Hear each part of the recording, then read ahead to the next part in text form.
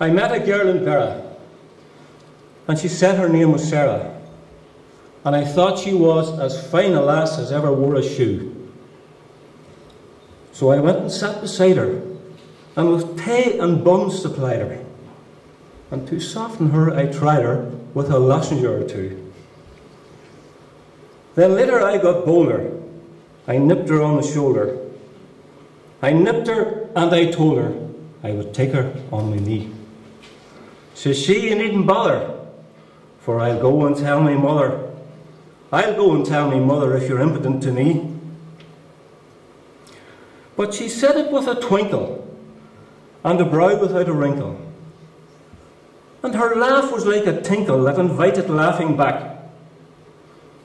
So I started to provoke her, and to hug her, and to poke her, till she vowed that I would choke her, and her stays began to crack. Says I, now don't be silly, I've a farm in Drumnakilly, and the more it might be hilly, there's a handy bit of bog. We'll be happy there together, with a bullock on the heather, and a goat upon the tether, and a donkey, and a dog.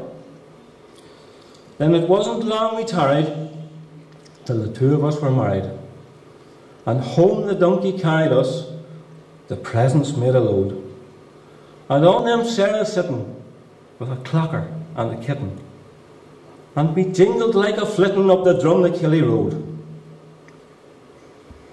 But the night was getting chilly when we got to Drumnakilly. I could hear the bleats of Lily as the grace came off the ass. Says I'll get a bucket, for I don't know how she stuck it. So I lifted one and took it up to Lily in the grass. Well, the goat was very willing and the bucket bravely filling, but the milk was nearly spilling when I heard an awful squeal. And then there come a clatter over stones and lying water. It was Sarah on the batter, up the lone into the field. She was lapping like a lion, and her petticoats was flying. She was roaring, she was crying, fit to waken up the dead.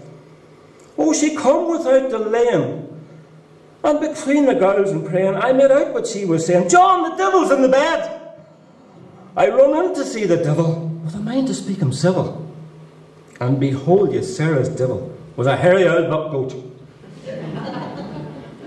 with a smell for human noses that was anything but roses, and a beard on him like Moses, and a dicky on his throat. Ah, says I, me neighbour Mickey must have done it, 'cause he's tricky. But a goat that wears a dicky is a goat I can't abide. And because a man that smelled him would incline to do it seldom, I cut the ropes that held him and I chased the buck outside. Oh, sometimes me and Sarah dresses up and goes to Berra,